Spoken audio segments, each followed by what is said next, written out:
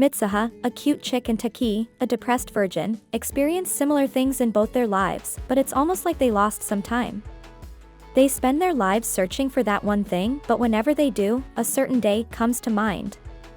It all started on a beautiful night when the Tiamat comet, looking like an angry Iron Man, thought it would be nice to split apart and kill a bunch of people. Anyways, Taki has a dream about Mitsuha, who he had never met before, and suddenly wakes up screaming like the wuss he is. He notices that he has melons now, and begins to touch them, feeling himself up.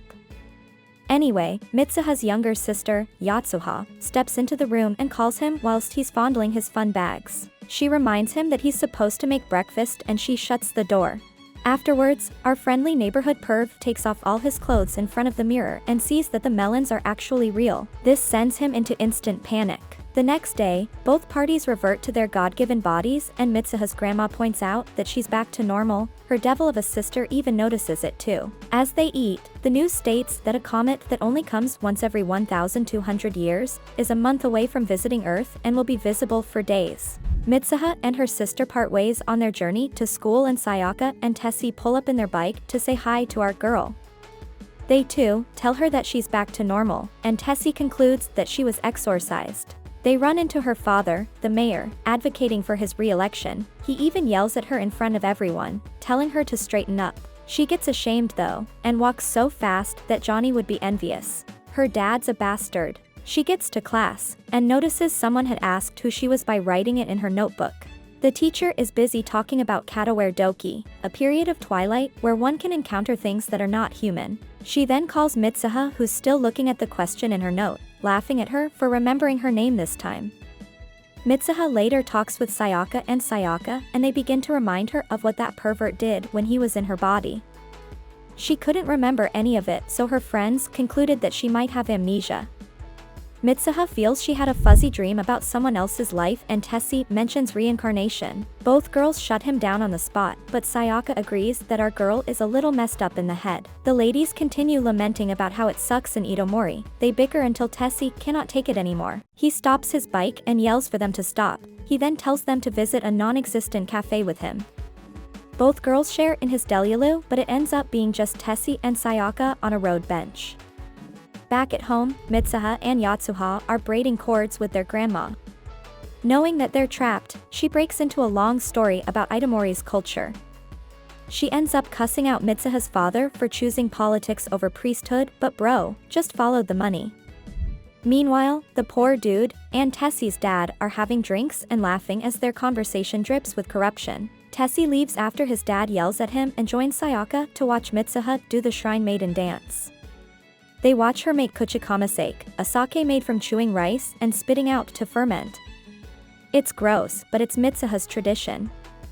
She feels shame when she overhears how grossed out all her friends are. It lingers on, and as she and Yatsuha head down that night, she yells to the universe that she's sick of Itomori and wishes to wake up as a hot Tokyo guy in her next life. Mitsuha wakes up the next morning with no boobs and a third leg. She touches it and her face goes red instantly. You can tell she hasn't had any before. She wakes up as Taki but concludes that she is dreaming. Tsukasa texts her but she ignores it. She then gets ready but is super shy when she has to pee. The sight of Tokyo really amazes her, and she stays amazed till she arrives at school. Tsukasa catches her by the door and pulls her for lunch. The whole lunch is awkward as Mitsuha keeps acting like a girl in Taki's body, and the mention of a cafe sends her screaming. They finally head down, and the cafe is like Disneyland to her. She ends up buying some food that Taki cannot afford, and the universe pays her back by prompting her that she has a shift due. She gets to the job and it's much too hectic. These chefs had a lady running up and down the stairs. They yell her head off up until she comes across a thieving customer who claims to have found a toothpick in his pizza. Mitsuha is quick to infuriate this customer, but Okudera swoops in and saves the day. Later on, he thanks her as they clean up and notices that the bastard customer had cut up her skirt. She quickly drags Okudera to a closet and asks her to pull her skirt, forgetting that she's in a boy's body. He sews it up and it leaves quite an impression on Okudera. Mitsuha heads back home where she snoops through Taki's diary and pictures. She then realizes that our boy has a crush on Okudera. He had taken pictures of her without permission. Mitsuha then drops notes about how the day went and writes her name on his palm. The next morning, they switch back and Taki gets the shock of his life after seeing a name on his palm. He even screams at breakfast after seeing the note Mitsuha had left for him. His friends notice that he's back to normal, but his colleagues at work tear him down for making a move at Okudera behind their backs. He tries to deny it, but she winks at him when she arrives at work.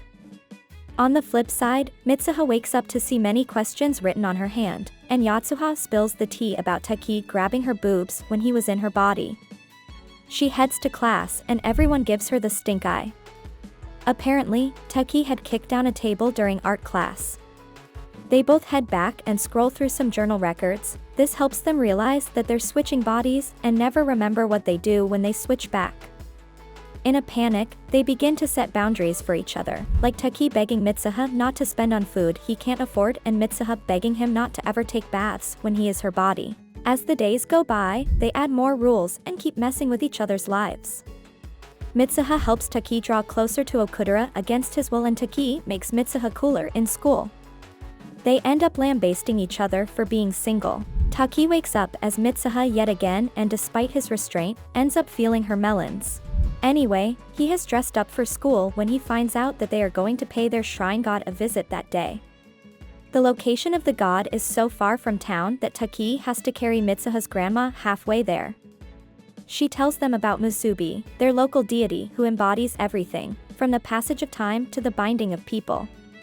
They eventually arrive there, and their grandma tells them that they are at the edge of the next world and have to leave a part of themselves at the god's feet. By that, she meant that gross kuchikama sake. Taki follows through, dropping it beneath the mighty rock that represents their deity. On their way back, Yatsuha points out that it's half light, a time where the walls between worlds are thin. Taki gets carried away by the beautiful sight of the lake, but gets shocked when Mitsuha's grandma clocks his ass to be fake. Taki wakes up crying for no reason and he's barely gathered himself when he realizes that Mitsuha had set him up for a date with Okudera. He rushes to the train station where her beauty has him in a chokehold. Matusha, on the other hand, is just jealous of the good time she thinks Taki must be having and she too begins to cry. The date sucks though. Mitsuha had even left links to articles he could use, but they didn't help. He gets transfixed by a picture of the Itomori lake and his date tells him that he's like a different person. That's code for you suck. Okudera accuses him of liking someone else and leaves him by the bridge. He sees a note from Mitsuha about the comet being brightest that night. He then tries to call her. Back in Itomori, Mitsuha makes plans with Tessie and Sayaka to see the comet together. Mitsuha had cut her hair and her friends keep talking about it until she yells that she can see the comet. They all head to the edge of the path, but the comet just keeps coming closer. Taki, who'd called Mitsuha, gets no answer and plans to tell her how much the date sucked when they swap next. Unfortunately, that never happens again. He gets obsessed and begins to research the town he had seen in his dreams, drawing landmarks from memory until he feels he's drawn enough. The sad excuse for Picasso then packs up the drawings and embarks on a journey to find the place. Unfortunately, Tsukasa and Okudera catch wind of this and tag along, leaving Takagi to cover Taki's shift. He really wants to find Mitsuha, so they take various train rides, showing his sketches of Itomori to everyone they can. They continue until they rest at a ramen shop, where the owner easily recognizes the drawing and calls it Itomori. He finds out that Itomori had been destroyed by the comet that passed 3 years back. True to their words, Taki finds the entire town in smithereens, and his friends begin to look at him like he's crazy. He tried to prove a point by pulling up the notes Mitsuha had left for him, but they all begin to disappear before his eyes. They ride back to the library in silence and begin to research the incident. It had happened on the day of the autumn festival and killed over 500 people. Taki goes through the list of victims and finds Tessie, Sayaka, and Mitsuha amongst them. Our boy could swear that he spoke to Mitsuha just 3 weeks ago. This confuses him even more. He was dumb but not forgetful. Okudera needed a smoke break after all the shenanigans Taki had pulled. Tsukasa even joins her, but he's not bold enough to smoke. Back in the room, Taki begins to wonder if he's just delusional. That's probably it, but he welcomes the idea of it being a dream. The worst part, he can't even remember Mitsuha's name anymore. Okudera returns and our boy apologizes for how crazy he's been sounding.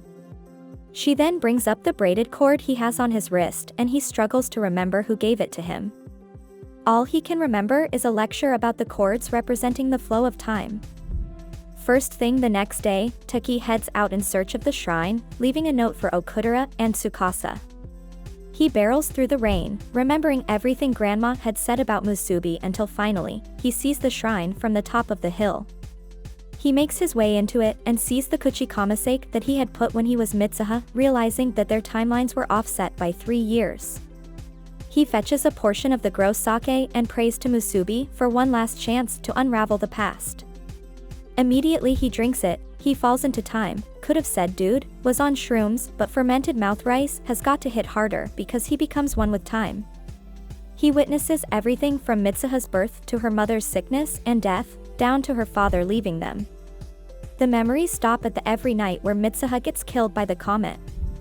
Taki suddenly wakes up as Mitsuha and bursts into tears as he feels his boobs. The depressed pervert freaks out Yatsuha with the tears and later comes out to watch the news about the comet. Grandma immediately quips that Taki isn't her granddaughter and tells him that Freaky Friday has been happening long before he was born. He tells Grandma about the comet and how it'll kill everyone, but she and others don't believe him. He promises not to let them die though and then runs to school. Tessie and Sayaka try to complain about his hair, but he yells over their voices, announcing that everyone will die if they don't work against it. Sayaka is on snack duty while Tessie and Taki search for a way to draw everyone's attention. When Saya returns, they tell her about their plan to make an explosive and hijack the city's broadcast from the school. They plan to get everyone to use the school as a shelter, and only Sayaka doesn't think this plan is genius. She's also a scaredy cat, but they leave the broadcasting to her. While Taki plans to talk to his father for help with the evacuation.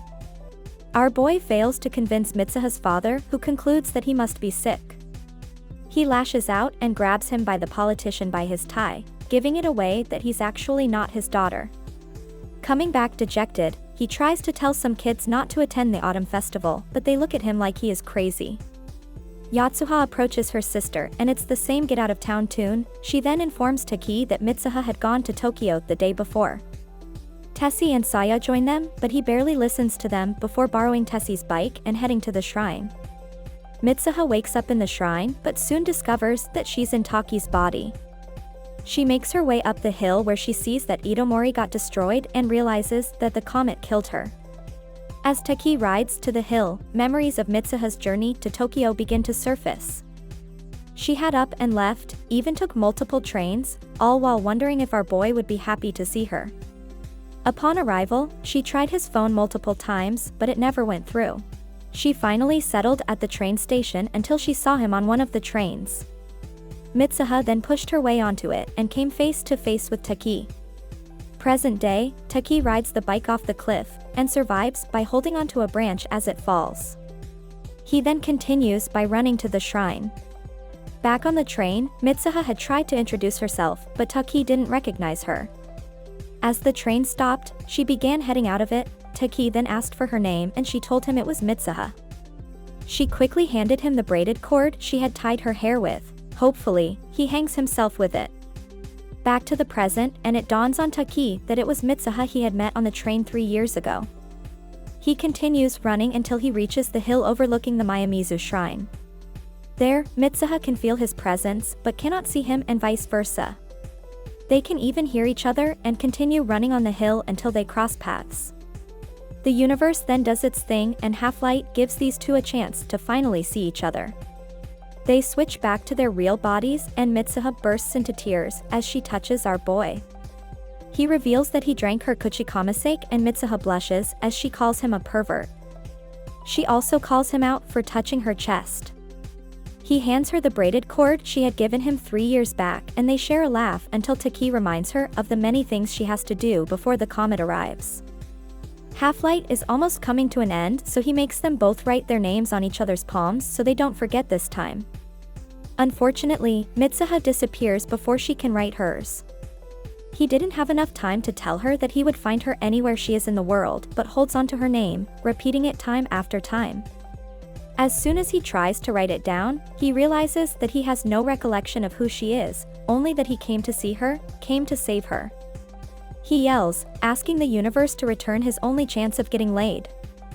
As Mitsuha runs home, she too repeats Taki's name.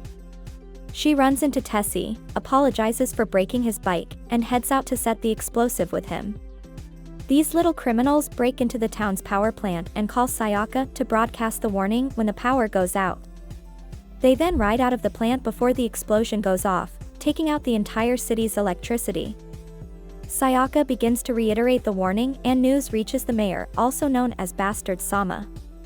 As Mitsuha and Tessie get back to town, they begin to urge people to evacuate.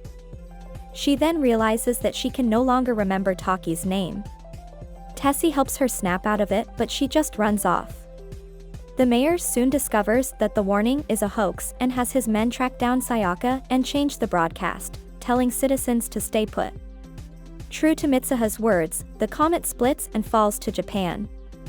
Mitsuha is still trying to desperately remember the name of the one she cares about and trips as she's running. Whilst on the floor, she looks into her palm, but instead of a name, Taki had written that he loved her. This gives her more courage and she chases down her father to change his mind. Taki just stares at the comet falling from his edge of the world until it blows all of Itomori to smithereens. He finally wakes up the next morning, still on the hill and confused as to how he got there. 5 more years pass and our boy is still a virgin. He's on a train to yet another interview. He sees a lady with a braided cord and rushes off the train only to find that it's all in his head. Ever since, he has been searching for something and feeling incomplete because of it. He meets up with Takagi and Tsukasa after his interview and they mock him for still not finding a job. Just then, he gets a text from Okudera and they meet up.